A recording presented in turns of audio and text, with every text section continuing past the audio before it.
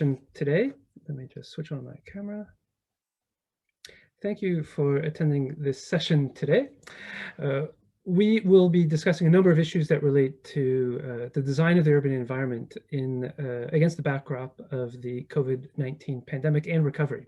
My name is Philippe Crist. I'm advisor for innovation and foresight at the International Transport Forum at the OECD. I'll be joined with three speakers today, and we'll be looking forward to the conversation that we have after their presentations on the topics that they will be discussing.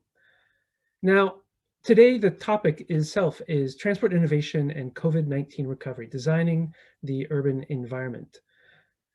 A bit of background. We've designed urban space and mobility space in particular to support one use in the past half century or more, largely to the detriment of all other uses, single outcome optimization, if you will, of our cities. Now, what have we done?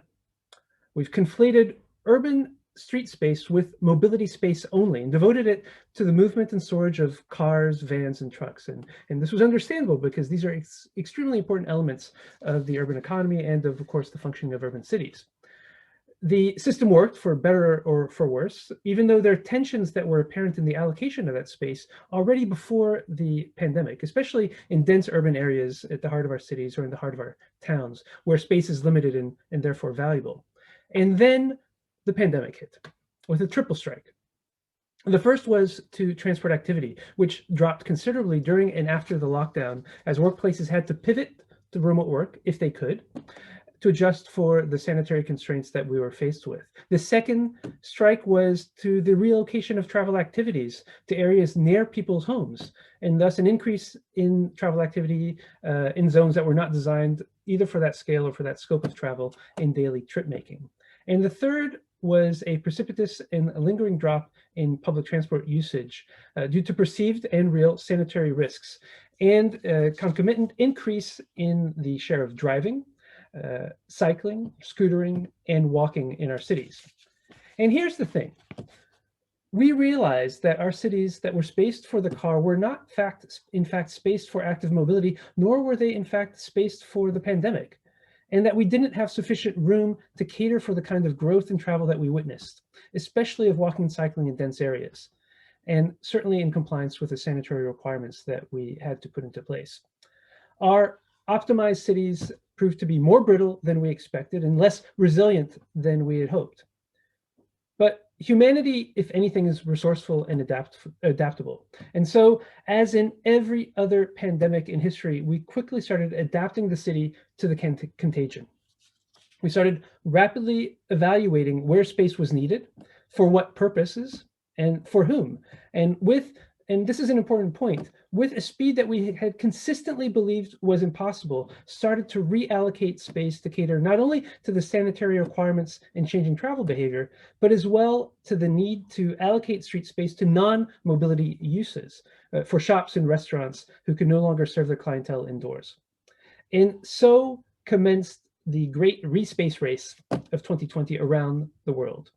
This, among other things, is of course a great opportunity for research. And so today we'll have three presentations looking at different aspects of the respacing of our cities that is still underway today in light of the COVID-19 pandemic and its hopeful rapid recovery. We'll first hear from Robert Noland, Rutgers University. Robert is Distinguished Professor at the Edward J. Blaustein School of Planning and Public Policy and serves as Director of the Alan M. Voorhees Transportation Center. He'll be presenting on public views on the reallocation of street space and walking during and after the COVID-19 pandemic. Following that, we'll hear from Koos Fransen, who is a postdoctoral researcher at the Cosmopolis Center for Urban Research at the Vrije University of Brussels and the Intelligent System Engineering Research Group at Ghent University.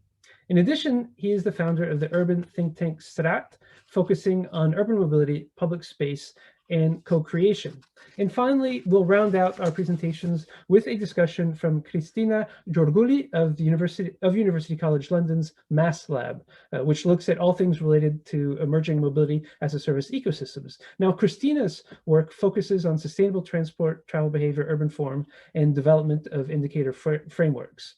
She'll be presenting on barriers and opportunities in sustainable urban mobility planning in response to the COVID-19 pandemic. And with apologies, going back to Koos, he'll be presenting on urban vehicle access regulations based on work done in the CIVITAS-ReVeAL project, which looks at building blocks for sustainable mobility transformations for cities in the post-COVID-19 era. So with that, I'd like to invite Robert to turn on your camera and turn on your microphone. And we look forward to the next 15 minutes of your presentation. Please feel free to ask questions in the portal question and answer box that you'll see in the portal environment. That is not the Zoom environment. There is no chat in the Zoom environment itself. We'll be monitoring that. If, of course, you have things to say, comments that are not questions, feel free to do that in the discussion forum that is also available in the portal environment. But any specific questions that you have, please post them in the portal question and answer box. All right, Robert, the floor is yours. Thank you. Let me get my screen shared here and I'll get started. First of all, I want to acknowledge my collaborators on this, Evan Yakabuchi, PhD student, Wenwen Zhang, assistant professor at my school. And so let me give you a bit of background here. Okay, so as you know, lots of presenters have talked about, we've seen lots of changes in activity during the pandemic. Local walking activity increased a lot.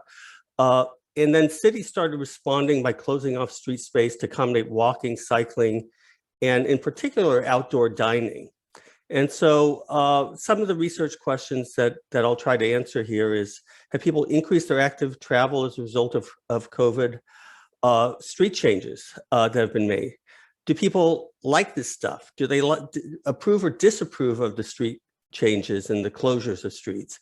And is there any indication that people want to see these made permanent? And that's probably the key question. So, you know, I'm in New Jersey, and so I'll explain where our data is coming from, but just a few images here of street closures, the things we're talking about. This was a slow streets program in Jersey City to basically give people more space to walk and cycle. And then we had you know, closing off streets. This is about 2 or 3 blocks in New Brunswick, New Jersey. Princeton, New Jersey closed off, created a one-way street so there could be dining in the parking areas and such. And then, of course, doesn't work so well in the snow, but they still had it closed for outdoor seating and dining here. So what we did is we had a representative survey. It was a Qualtrics online panel in New Jersey. And this was fielded between November 30th, 2020 and February 25th. At the time, we didn't realize this would be the peak of the pandemic here in New Jersey. We were originally planning to kind of do this post-peak, but that's what happened. So we really captured it when this was clearly on people's minds. We have a sample size of 1,450. And I should mention that we have some questions that are the same as a survey put out by ASU and the University of Illinois at Chicago. And so we might do some comparison work with their national survey in the future. So for those of you unfamiliar with New Jersey, this is New York City up here in the upper right, Philadelphia kind of towards the left. These dots represent where all of the zip codes, centroids for our survey respondents. As we basically have a center of population up in the Northeast and then here in the southwestern part of the state.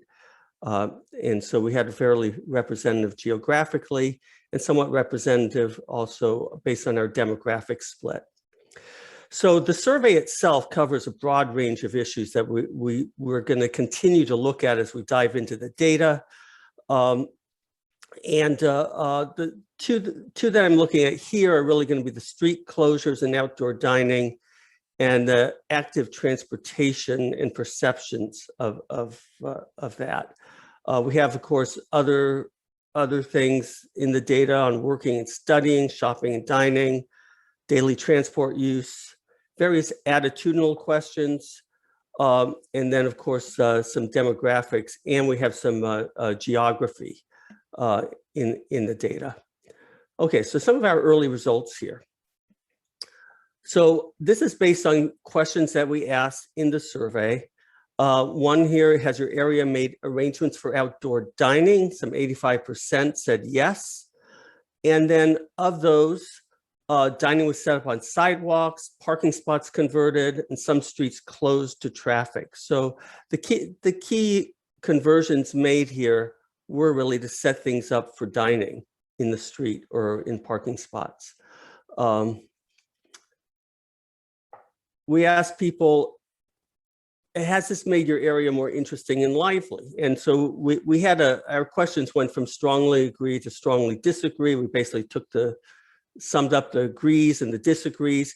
And we see here that 45% found that it made it more interesting, 22% disagreed. And this is something we're going to dive into more a little bit later on, I hope, to try to understand why that's the case. Has it brought more people to your town center? And again, 38% agree. We got this kind of 20 to 26% here. Disagreeing, 28% here. Outdoor dining arrangements have made it safer to walk in the town center. About 29% agree. Neutral had 43% had no change there, and 28% disagreed. Outdoor dining arrangements have caused traffic congestion on other streets. Okay, so again, a plurality here of 36% said no, it hasn't created more congestion. About 31% said it has. Okay, so looking at the neutral and disagree, it really hasn't changed things in their opinion. Since restaurants and businesses have taken over sidewalk space, it's become difficult to walk in places. About 38% says it's more difficult to walk, and then a majority here say no change or they disagree with that statement. Okay, so we then ask questions about whether this should continue. Some streets should remain closed to support outdoor dining after the pandemic. About 40% agree with that statement. 30% had neither agreed nor disagreed, and then we get this about 30% here disagreeing with that. Some parking spots should remain dedicated to supporting outdoor dining after the pandemic. Even more people agree with that statement and fewer disagree. I was a little surprised at that because people always want their parking, that's even more so than keeping the streets completely closed. Outdoor dining should continue to be set up on sidewalks and new locations after the pandemic. So again, 47% agreed, and we get this kind of consistent 25% disagreeing here. So some results on active travel here to kind of understand how people perceive this to be better for walking and cycling. So has your area made arrangements for safer walking or bicycling? And 44% said no. So again, we have a slight majority here that said, and I didn't put in what these were. I believe the blue is yes. The orange is unaware of it happening. Okay. So to look at changes in active travel, we asked people, do you walk more often in your neighborhood now than before the pandemic? And about 40% said they agree with that statement, 35% disagree. And then I walk longer distances now than I did before the pandemic. 39% agree and 36% disagree. Now this could work two ways. It could be that people are walking more because that's something they can do. And other people may just be hiding out in their house because they don't want to go out. So unsure what's driving this right now. I walk more frequently for pleasure than I did before the pandemic. Again, the same sort of result, an increase of 46% here agreeing with this statement. But also I walk more frequently to accomplish a task than I did before the pandemic. Slightly lower, actually 40% disagree with that statement.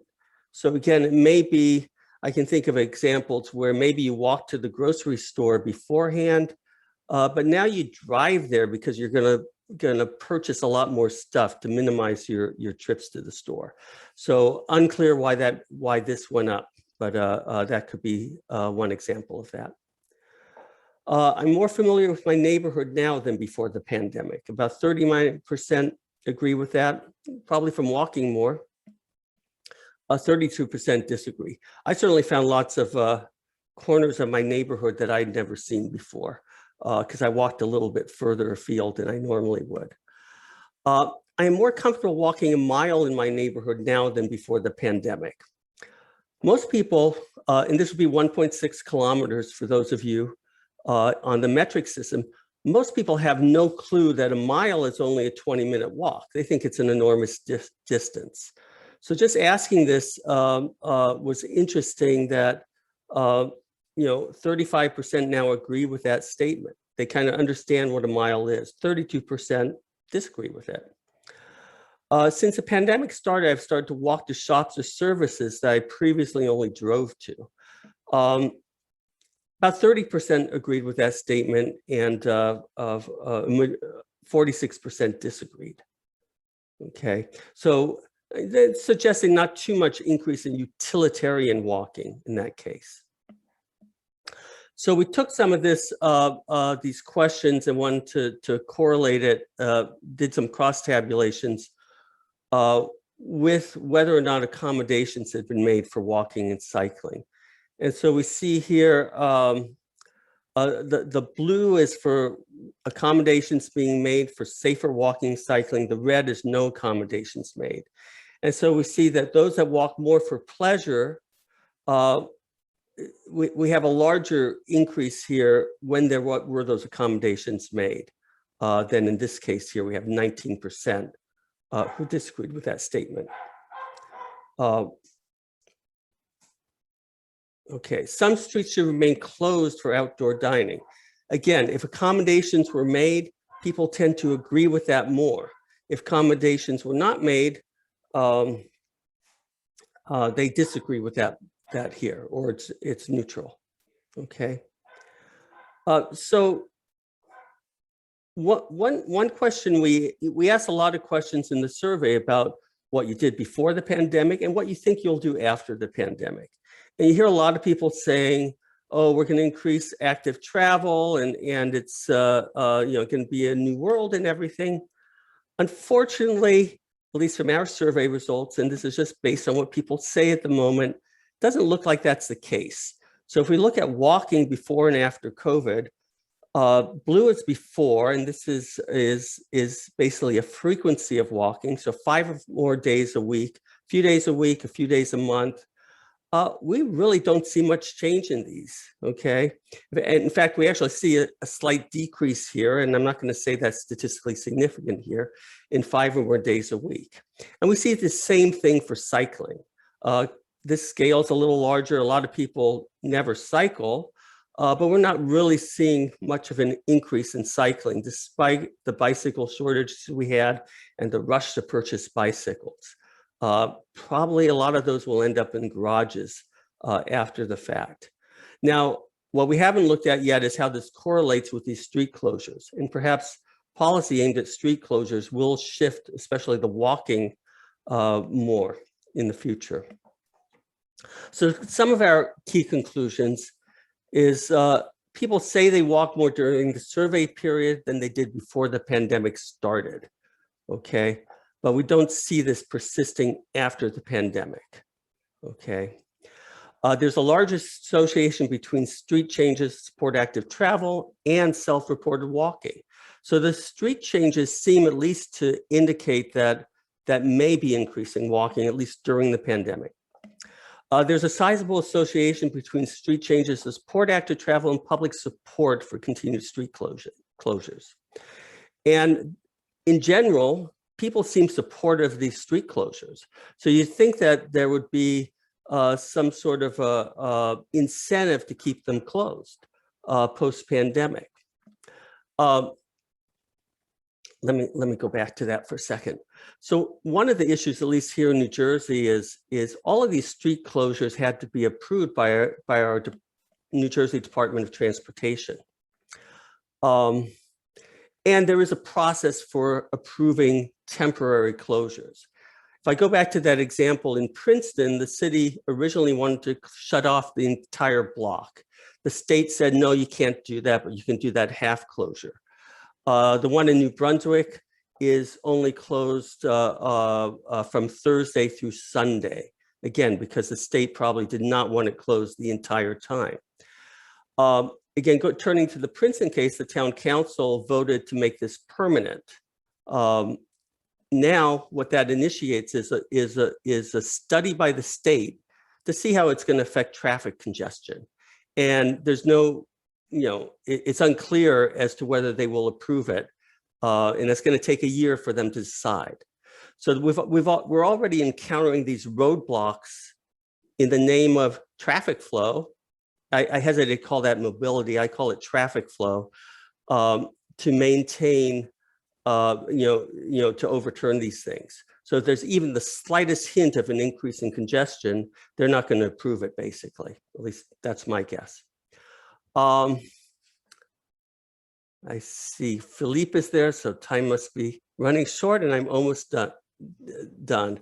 So some of the additional research and analysis we'll be doing is looking at working at home, whether that will continue, transit, whether that will recover. In New Jersey, the trains to New York City are still down about 75% or so is the last I heard in terms of ridership. We also have questions on online grocery shopping to see how that will continue. My view is there'll be marginal changes in some of these things. How have disadvantaged communities been affected? And are there geographic patterns to the behavior change? We've looked at a little of that already. We don't really see much in the geography of this so far, but we have fairly coarse measures of location.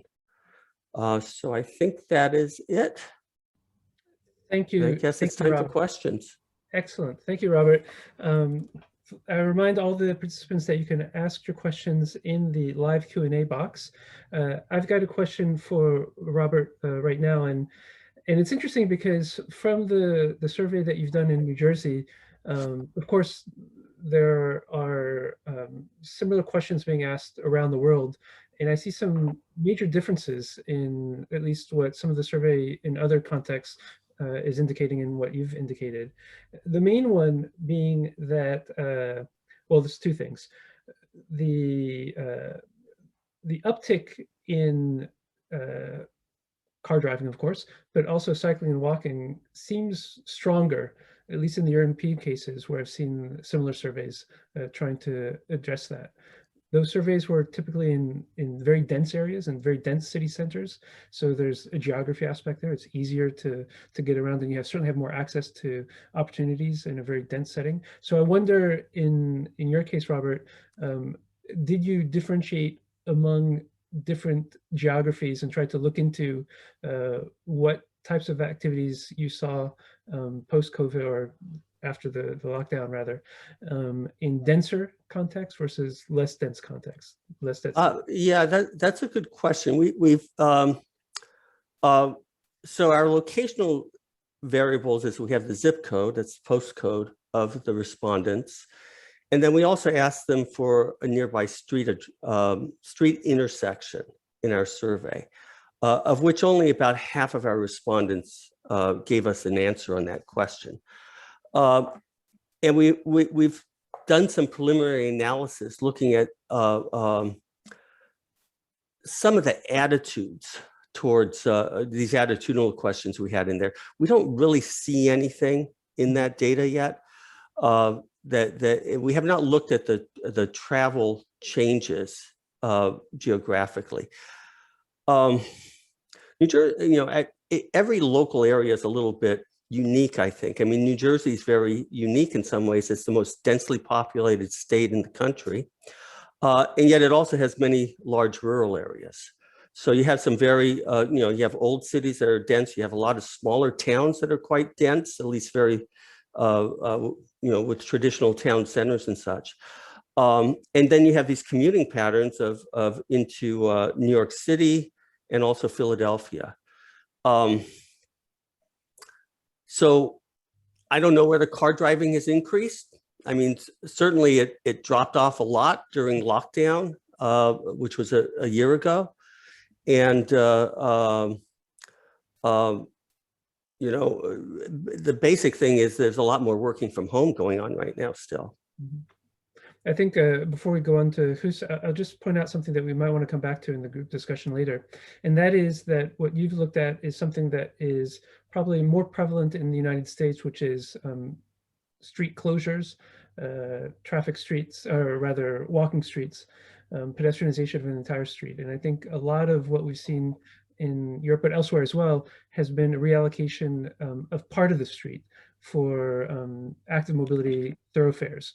So I wonder what differences we might see if that other strategy had been the one that had been implemented. So instead of closing off the streets entirely, reallocating part of an open street.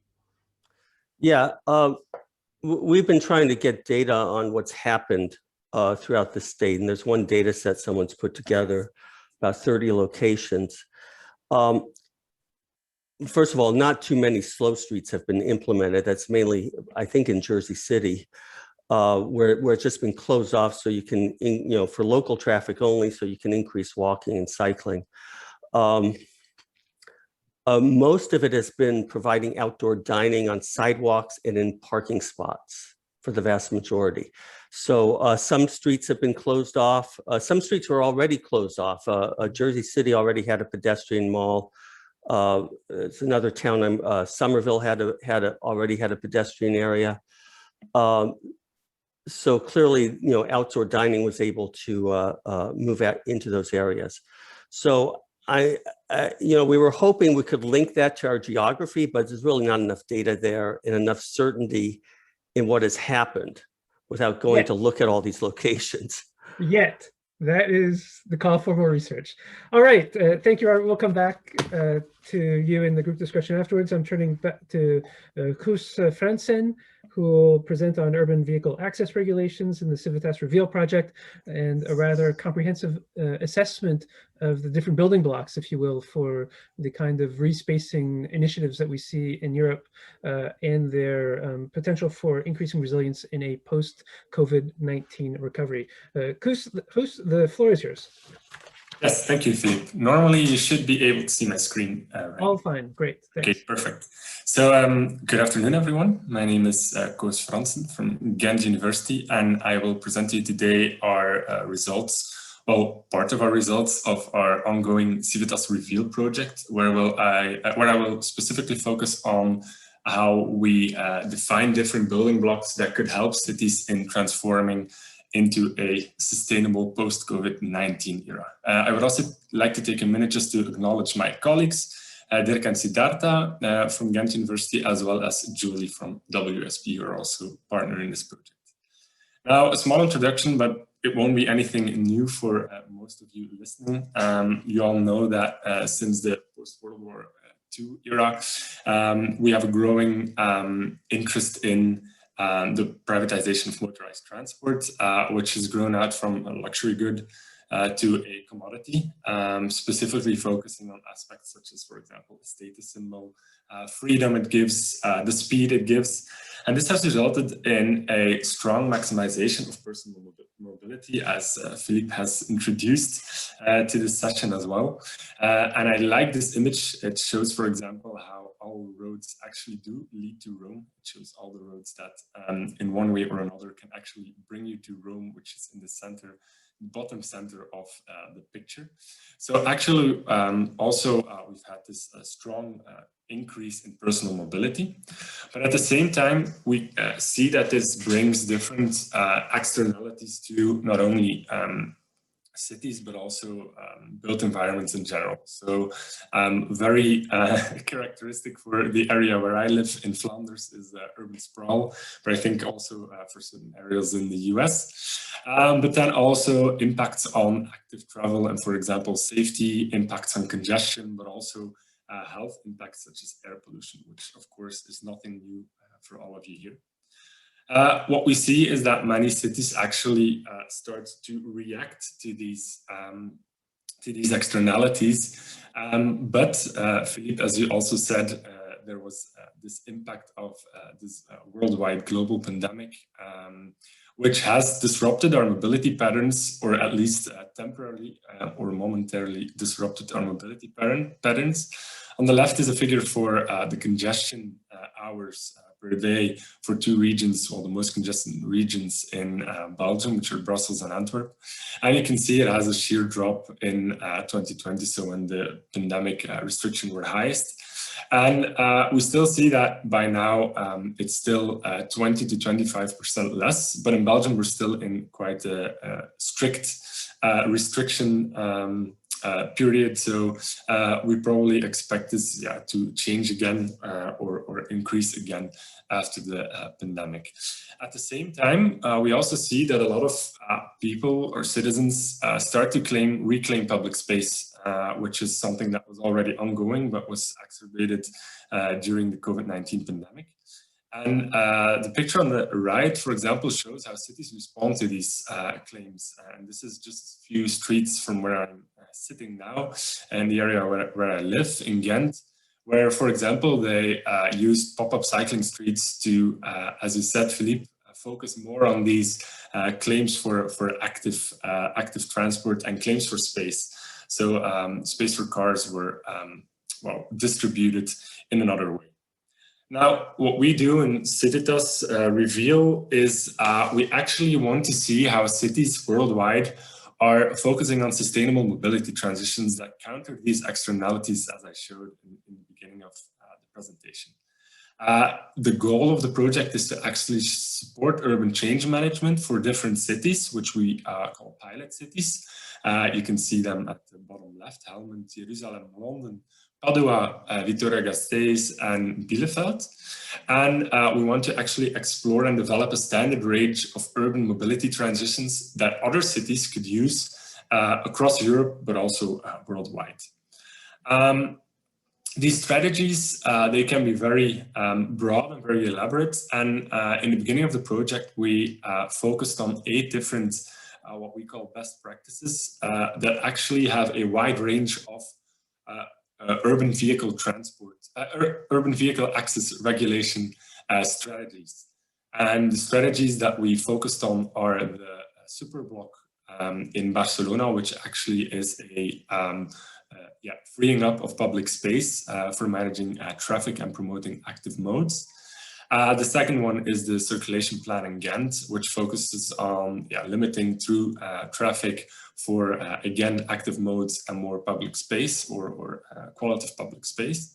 And the third one is Mechelen, which implemented a cycling zone, which are a combination of different cycling streets throughout the city center. We also focused on different pricing measures, such as, for example, the congestion charge in Milan, which charges people when they enter a given area in a given period of the day, and the low emission zone in the center of London, and the ultra low emission zone in the center of London, and the low emission zone in the greater London area, which charges based on emission standards. A delivery scheme for La Rochelle, that's on the bottom left, the second one, which focuses on charges for delivery during certain times of the day. A low traffic zone in Bologna, which was the first step towards implementation of a low emission zone, so which reduced or limited traffic in certain zones of the city center. And then the last one on the right in the bottom is the zero emission zone for Amsterdam, well, low emission zone, which eventually will turn out into a zero emission zone by 2025, 2030. So the idea is that we actually dove into these 8 strategies from ideation over design and implementation to evaluation. So we assessed all of the aspects that were needed to implement all of these existing UVAR strategies. And what we saw was that each of those strategies actually consisted of many smaller or more contained, what we call building blocks or measures. And these building blocks or measures, we collected them all based on those 8 very extensive project descriptions, as well as based on worldwide examples. And we ended up with a long list of 66 options, 66 building blocks that cities could use to actually figure out what their strategy could be. So as you can see in the figure, some kind of Lego constitution of different Lego blocks or building blocks that define a certain strategy. And we did this for 3 specific, what we call measure fields or domains. One is spatial interventions, which, as for example, was shown in Ghent, the pop-up cycling streets. One was zero emission zones, which is the transition or the pathway towards not having emitting vehicles in your city center. And the other one was pricing measures, such as, for example, the congestion charge shown earlier. And then we also added 2 different domains, which are the future options, which are building blocks that actually are not yet implemented very thoroughly throughout Europe, but are up and coming. And then we also had additional complementary measures. So what we see with urban vehicle access regulations is that they often regulate or restrict the number of vehicles in the city center. So we also defined complementary measures that cities could use to complement these restrictions. Now, some examples where you can see that they specifically, these building blocks often specifically focus on one aspect or mainly focus on one aspect, such as, for example, a school street specifically focusing on safety, or, for example, a emission regulation specifically focusing on environment and pollution, or a parklet specifically focusing on livability. Now, these building block lists was actually aggregated into 26 what we call building block categories, which are higher categories that can be detailed more in these specific building blocks. And these 26 categories are shown here in this slide, where you see our different measure fields, as well as the future options and the complementary measures.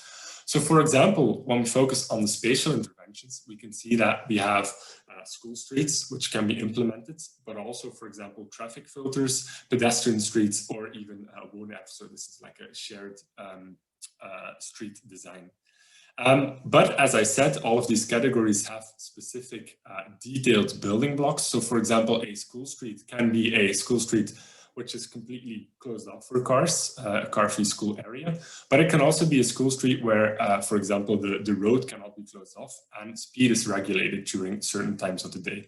So in the end, we ended up with 66 of these specific building blocks. The next step that we did was actually look at our pilot cities, as I said before, for example, Helmond.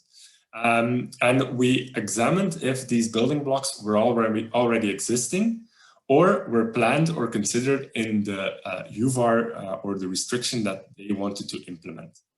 So, for example, for Helmond, we can see that certain spatial interventions on the left on the top are already implemented, but were also considered in their new UVAR that they wanted to implement. Now, to focus a bit more on this resilience building and the link with COVID-19. So as I said, the idea is that we actually have this range of possibilities that cities can use in their transition to a more sustainable mobility. But as you all probably know, this future is of course uncertain. So we have a certain expectation, and cities devise plans that they want to implement to reach a certain end solution. But of course, things can change, and our expected outcome or our possible future can be different from our outcome can be different from what we expected. So in ReVeAL, we also defined different trends that we wanted to plan for. And these trends range from technologies that were identified through market consultations, so new technologies that could have an impact on mobility, future mobility. Future pandemics, which was already something, well, unfortunately, well, maybe fortunately, was already something that was focused on in the project before COVID-19 hit our mobility domain. And then also a set of external forces or developments that could have an impact on how future developments might evolve.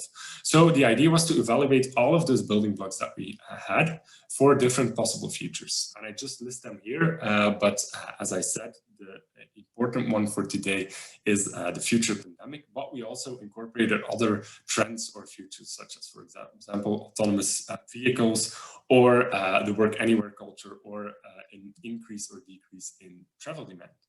So what we ended up, and I'm not sure if this is legible for you, but it doesn't really matter that much. What we ended up was with a large matrix showing all of our building blocks and also showing all of our trends, in which we did an assessment of how different building blocks, if implemented, would work under different trends. So for example, when we focus on future pandemics, we can see that for spatial interventions, removing parking or road space by widening the pavement would have a positive link with future pandemic, because it would enable more social distancing and more space for active transport. Whereas, for example, a drop-off zone of shared mobility could have a, well, not a negative impact, but could negatively link with a future pandemic, because, for example, a future pandemic could lead to an avoidance of shared mobility.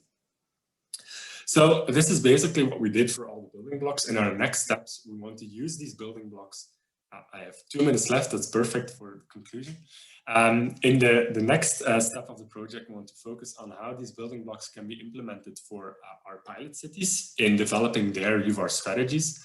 But at the same time, we also want to work this out into guidelines which can be used for by other cities who want to transition using or implementing certain urban vehicle access regulations.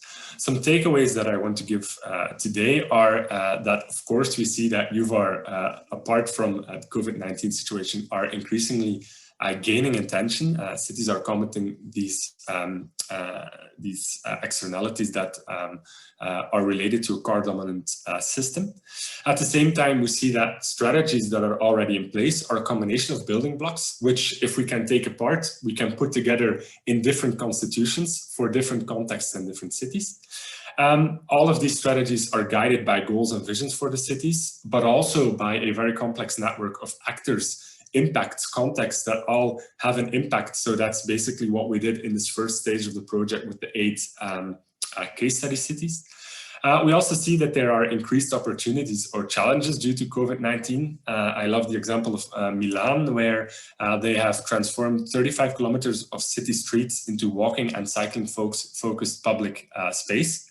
So here the city takes a clear stance in resilience building for a post-COVID-19 urban transformation. And then, yeah, the last one is that I would like to invite you to follow our updates on the ReVeAL project through our website. And if there are any questions, I'm happy to answer them, of course. Thank you. Fascinating, Koos, and thank you for that overview. I'll ask you to turn off your presentation. And I've got 2 questions, comments for you immediately after this, before we go over to Christina. So I really like the comprehensive nature of the assessment that you've carried out. And I think there's great value in, as you've done, looking at better defining what those Lego blocks are. Mm-hmm.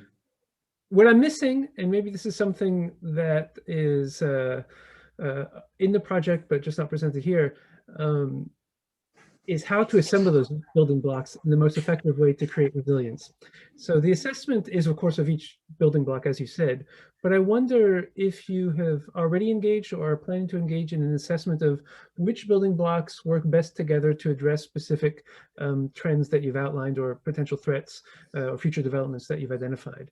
And I guess that comes down to both the cohesiveness and coherence of the implementation strategy that you've looked at in the cities, but also in the quality of implementation. And by that, I mean putting in place a bike lane or looking at a school pickup and drop-off zone can be done well or can be done poorly. So I wonder if there's any kind of quality assessment on the implementation, or any guidance on what is high standard versus low standard of implementation. two questions. That's a very good question. So the first one is specifically focusing on this process of implementation. Is we had a very extensive focus on in the first part of the project. So as I said, we evaluated 8 cities on their UVAR strategy, but it's not just evaluating which building blocks are in here. And indeed, this was not really focused on in the presentation, but I don't know if you remember the Lego figure. We had the measure fields on top, but then on the left, you also had different aspects which we focused on. For example, what technologies were used, how was it accepted, what user needs were accounted for. So it also incorporates different aspects which actually are behind the process of implementation. And this is very important. And this is also what we use now in our pilot city support, in actually trying to evolve to a qualitative implementation of a UVAR strategy. So it is part of the project, but it was not part of our presentation. What is interesting or is very difficult, and I agree here, is that now we need to translate also these more context-specific aspects, or for example, things that had a very high impact during the process. We need to translate this into guidances for cities as well. So it's not easy, and we're thinking in the terms of, for example, using case study examples, or for example, showing how a certain city managed user needs in the process, so that other cities can see what went well, but also what went wrong. So for example, in the city of Ghent, which is often praised as a very good example, and I agree, but there has also been some aspects which, really hindered the process, and they are as relevant as the things that succeeded in helping cities or guiding cities. And then your second question. It was more on the quality of implementation. So there is a building block, but can it be used well or poorly? So I wonder if there's any. Yeah. So as I said, that's what we're trying to do now in the pilot support, is actually support cities in implementing. And they already had an idea of which UVAR they wanted to implement, or which strategy they wanted to do. But now they have a 3-year period during the project in which they are actually supported in, okay, what would it mean if you would implement this building block, or what would it mean if you would, for example, complement this building block with another one that we find in another city. So that's basically a bit of the quality assessment. Your question on how can we combine this when we focus on trends, this is something that we have not done yet. So now we have evaluated all of those building blocks separately, but it would be very interested to also combine and see how combinations can maybe alleviate some of the negative links between trends and certain building blocks. Excellent. All right, we'll come back to some other questions that we have in the question box.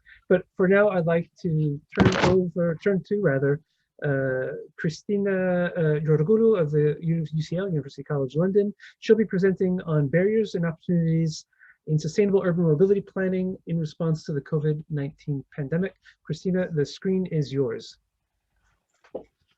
Thank you very much, Philippe. I hope you can see my screen now. We can. Not in presentation view, though. How about now? Perfect. Okay. So, hello, everybody. Thank you for being here today. My name is Christina, and today I will present you the study we have completed together with my colleagues Luciano, Emmanuel, and Maria. We're all part of MaaSLab team within UCL Energy Institute. The study was funded by Harmony AIDS 2020 project, and we were looking into the effects of COVID-19 on transport planning. I will start with the scope of the study. So we were aiming to capture the changes in policymaking and planning objectives due to COVID-19 outbreak across different areas in Europe. So we have developed 2 research questions based on which we developed the study and we're aiming to address. The first one is about how the transport planning priorities have changed after COVID-19. And the second one, in this question, we're exploring how the different planning phases of the SUMP cycle can be strengthened in order to support a more resilient planning environment. So for this purpose, we have developed a survey which was distributed online. And this activity was followed up by one-to-one interviews with selected stakeholders who agreed to further participate in the study.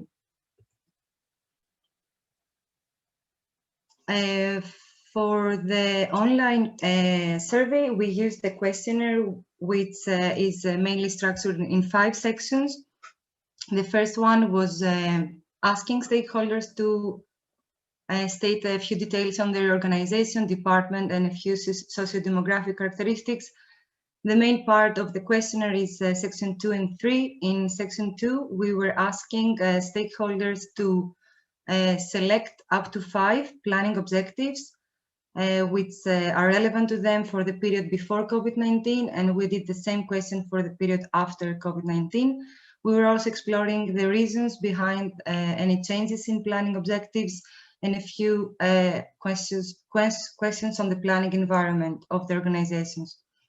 Then the following section was asking respondents to specify up to 5 actions that were adopted in order to accommodate those changes in the planning objectives. And we were also exploring if there were any methods to assess those actions, to assess the expected impact of those actions.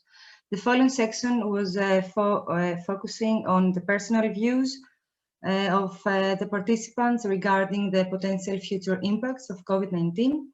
And the final section 5 was exploring if there are any available planning tools in the public authorities or any training courses.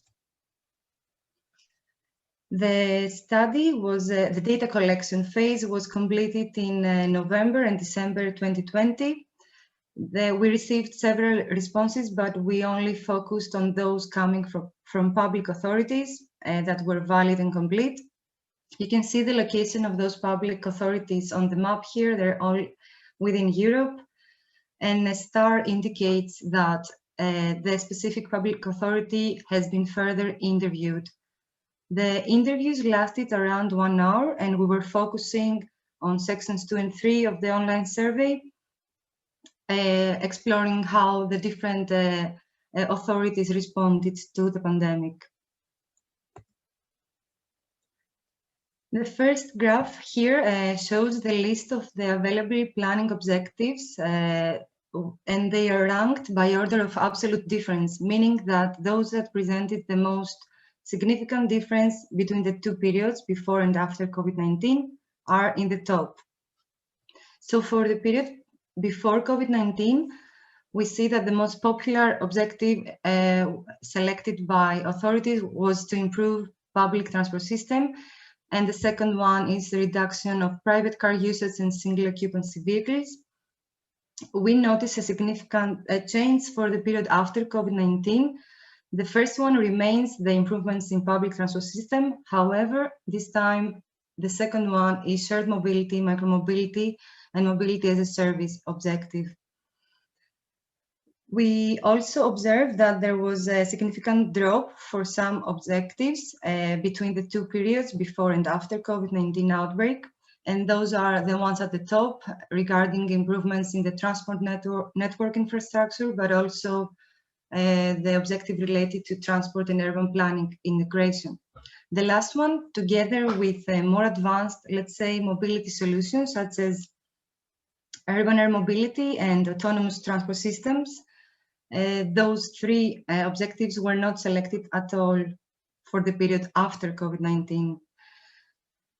Regarding those objectives that were selected more, those that were selected more for the period after COVID-19, those are here in the middle, the optimization of the available capacity and ITS, as well as the shared mobility, micromobility, and mobility as a service. So this second graph here shows those planning objectives that were either introduced for the first time for the period after COVID-19, or they were prioritized in terms of ranking, comparing the 2 periods. we can clearly see now that almost half of the respondents of the public authorities stated that prioritized shared mobility, micromobility, and mobility as a service. But this time, we have two more prioritized objectives referring to active mobility and improvements in safety, security, and resilience. So in this graph, we see that actually public improvements in public transport systems is coming at fifth place. These findings are in alignment with the reasons that triggered those changes. So we were asking respondents to state what were the driving forces behind these changes. And the majority of the public authorities said that these were mainly public health, potential environmental benefits, and economic benefits as well. Another interesting finding here, we can see that the objective related to freight movements is only selected by one public authority, which is somehow in contrast with the fact that freight operations have actually increased during the pandemic to compensate for the restrictions of person mobility. For each one of these planning objectives, we collected a total of 50 actions that were specified by public authorities, out of which more than half of which were actually defined even before COVID-19. A few words about the different elements of the planning environment. These were a few of the questions that were included in the questionnaire. And we observe a diverse response in terms of the flexibility in the planning environment. So some authorities had the flexibility to perform actions, some didn't have that. It was also observed that none of the public authorities that participated in the study had any kind of emergency planning embedded in the planning process. However, they were sharing knowledge and discussing with other areas on matters related to how to respond to the pandemic. And a final observation here is related to the estimated duration of COVID-19 impacts. This is around, most public authorities stated that this is between 1 to 3 years, but some also stated that this will be more than 3 years. And this is in alignment with the planning objectives specified previously, which are more into the strategic and tactical level of planning. And a few key findings, including the discussions we had with public authorities during the interviews. Overall, we see that authorities prefer active travel measures over more advanced mobility solutions. And this is also due to the fact that the crisis involved time constraints. So authorities had to rely on more readily available solutions for the urban mobility environment. And regarding the change of the planning priorities, these were following a top-down prioritization, meaning that the actions and the measures adopted at the local level, they were derived and triggered by policy and measures at the national level. And these changes were actually informal. They were happening on an ad hoc basis, and they were not integrated in any planning process, which reveals lack of emergency planning and preparedness within the examined public authorities. Another finding that was mentioned by most of the public authorities is the lack of data quality and availability, which could provide some help in the decision-making process during this crisis. And lastly, as briefly mentioned before, COVID-19 has been identified as an accelerator of existing measures and has worked like it has helped realizing the underlying vision of some of the public authorities regarding sustainable mobility. And finally, this figure here presents several barriers that were identified across the different planning phases of the SUMP cycle, the Sustainable Urban Mobility Plan cycles. And for each one of these barriers, we have developed a few recommendations for a more resilient planning environment. The first one regarding preparation and analysis, we observed that there is an increasing level of uncertainty. And for this, we suggest that there should be a scenario planning approach, different scenarios to be developed with respective mitigation measures. This needs to be well in advance before the actual crisis takes place, so local authorities are prepared for different scenarios. In this direction, qualitative data can also support the existing quantitative approaches. Moving on to the strategy development phase, there was quite widely stated that there is lack of emergency planning.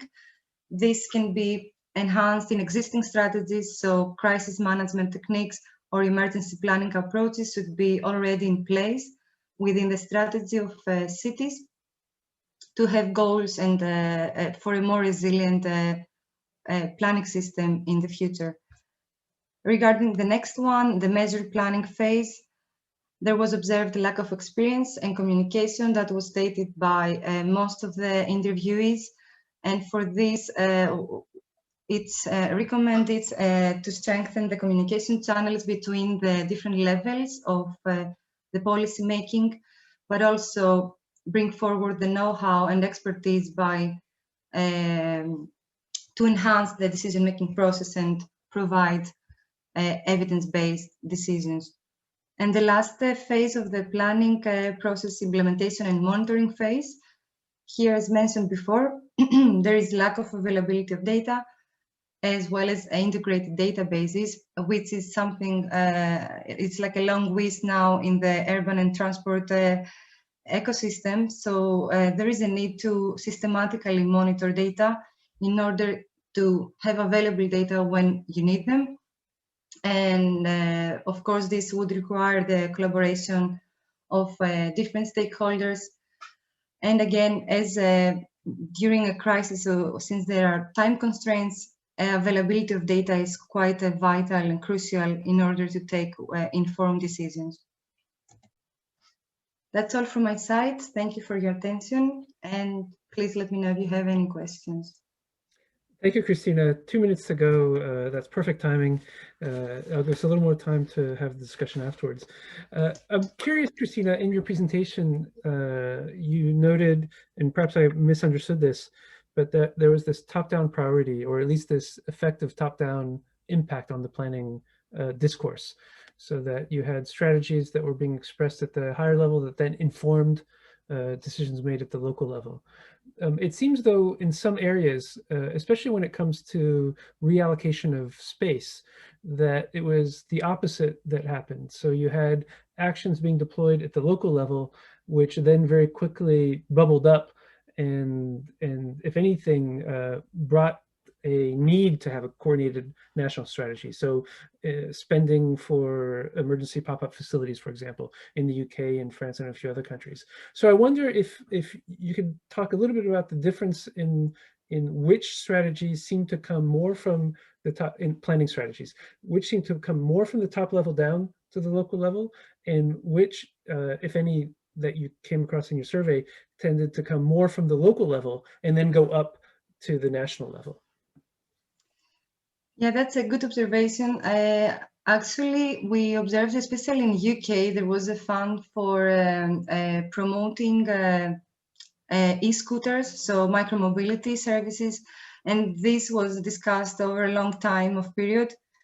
So now, during the COVID-19 crisis, actually different boroughs had the chance to take that on board and implement micromobility solutions.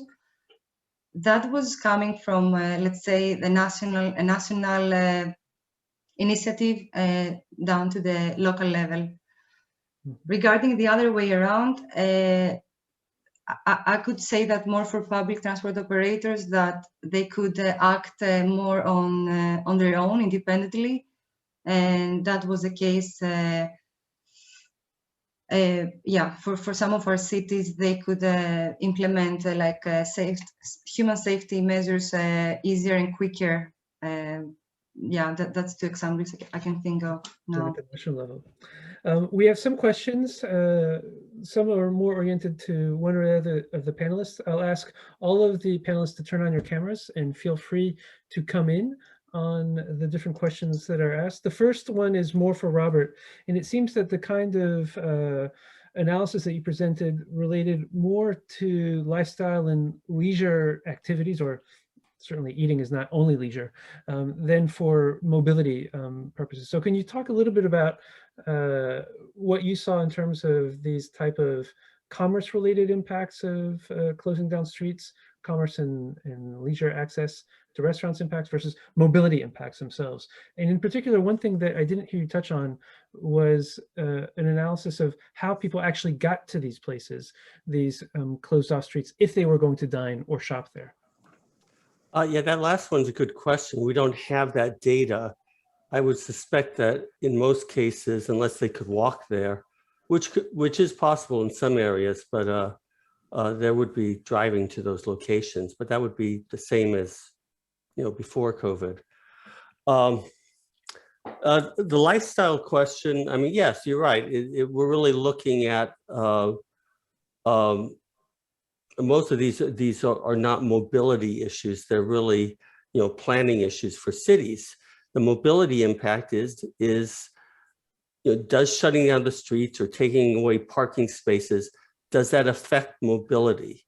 Okay, and that's what our transportation professionals in the Department of Transportation, that's their only concern. I think it's a misguided concern myself. I think there's lots of evidence that has no impact. And if it does have an impact, it's very minimal and probably beneficial in some cases. Beneficial in the sense that the benefits of the closures exceed any costs associated with someone having to you know, spend a few seconds more looking for parking or looking, you know, driving their car somewhere. The Princeton case in Princeton is interesting in that, so when they closed that off, I believe it was you know, last summer sometime. There, you know, the original proposal was to shut down the whole street and open the whole thing up for outside activities and mainly for dining. A couple businesses opposed it, you know, and all I can think is, well, there's never parking in front of you're on that street anyhow. So why, what, you really think that's going to affect you? We've got garages, that's where people park. So, you know, the compromise was to close it off halfway. You know, and that's what they're trying to do going forward. Mm-hmm. I'm not sure I answered the question. No, did I answer it? You did. You provided some good insights on that. Koos, I've got a question for you that relates to in the work that you've done looking at the specific building blocks. How do you see the interaction of those building blocks as they're deployed with the distribution of urban freight in cities? So you've identified a number of building blocks, if implemented, might either facilitate or make more complicated the distribution of large objects, for example, or even in some cases the access of people with mobility impairments rather. So have you looked at that interaction with other types of mobilities, uses of that space? Yes, so there's building blocks, as you said, that specifically focusing on, for example, making access more available for people in who normally would have less mobility, or for example, specifically focusing on freight. But then there's also a very important aspect of what we do is what we call guidances. So we give guidances on different aspects that might help cities in implementing those building blocks or those measures. And we have one guidance on exemptions, and exemptions are actually, situations where there is an exclusion to the specific building block. So for example, if you would have a car restricted area, you might have an exemption that enables delivery to still access your area. So I think these exemptions, key in almost all of the building blocks that you use. And they enable not only, for example, delivery to still be possible, but at the same time, they also enable for example, if you have a low emission zone, you could have an exemption of, for example, people, and just saying something, but people driving an old timer who do not use it for constant mobility. Old-timer car, just to be clear, not a person. Old-timer car. Old-timer car, Yeah. yes. So yeah, that they can still access the city, and this is regulated through these exemptions. But maybe also important to add is that this was not something that we planned on in the beginning of the project, and it was not in the project proposal, which is often the case when those project proposals are written. But we also added in a specific part on justice and equity to indicate how we can go through all of those building blocks and see if they also focus on specific aspects of equity. For example, do certain building blocks hinder certain groups, certain population groups, of, for example, using the city in the same way as other population groups. So this is something that we now added to the project and that we're now working on. Absolutely, that's an essential point. Christina, you said in your presentation that data is crucial and it's often lacking. Do you have any indication of which data is lacking the most, or because it's lacking matters most? So what in your analysis is really important that's lacking that should be the focus of data or information gathering exercises by public officials? From the interviews we had with the different public authorities, we realized that they sometimes they couldn't take decisions because they didn't have evidence. They mentioned specifically integrated platforms, so some sort of aggregated data combining mobility patterns, urban planning indicators, so that they could act and react on the COVID-19 crisis. We didn't go into much details, like what level kind of data specifically, but some sort of aggregated database combining different data gathered by the city, which is very often the case that different stakeholders have, but there is not one place to go and search for something that you need. Yeah. We are arriving at the end of this session. There is not a pandemic that has not changed cities, and in some cases has not directly changed mobility or indirectly changed mobility. I'm going to turn to each of you for a very short insight from you as to what you believe will be one of the lasting changes that we will see in our cities based on, of course, your own knowledge and your specific research that you've presented here today. And I'm going to turn first to Robert, then to Koos, and then finish with you, Christina. Robert, keep it short. We've got 3 minutes, and I'll ask the same for all the other speakers as well. Well, I'm not sure I can say much from our research yet, but I think the main change will be some marginal, and I've emphasized marginal, increases in working at home. Mm-hmm. So we'll see a retention, or that element will last. I think that's a reason. Yeah, and it's unclear how much of that will occur. That seems quite reasonable. Koos? Maybe I agree first, but also I think the active transport, as we see here, has arisen a lot, and I think a lot of people have discovered the benefits of traveling actively. So I think for me that would be one of the insights or one of the positive changes for post-COVID. One of the things we say most often when we talk about changing travel behavior or any kind of behavior change is that much travel is habitual, much behavior is habitual, and you have to look at these moments in time when you're looking for new answers. And COVID-19, if anything, was that moment in time. So yes, Koos, I think that is probably quite a reasonable assumption on your part, at least for the cities that you have been working in. And Christina, the final word from you. What will remain? Actually, I was gonna say exactly what Koos said, and I agree also with Robert. But another thing I can say perhaps is that hopefully cities will be a little bit more prepared in dealing with emergency scenarios and develop some sort of strategy in crisis management. I think that is a very wise, not prediction, but certainly request that cities do that. We always learn from our past crises, but not always what we need to know for the next crises. So that's quite important. We have 23 seconds left. I'd like to thank you, Robert. I'd like to thank you, Koos. I'd like to thank you, Christina, for your inputs, your excellent papers, the presentations that you gave on time, and as well to the audience for participating and listening today. We look forward to your participation in the rest of the conference, and I bid you a good afternoon. Thank you very much. Thanks. Yeah. Thank you, Philippe. Thank you all. Bye-bye. Bye-bye. Bye.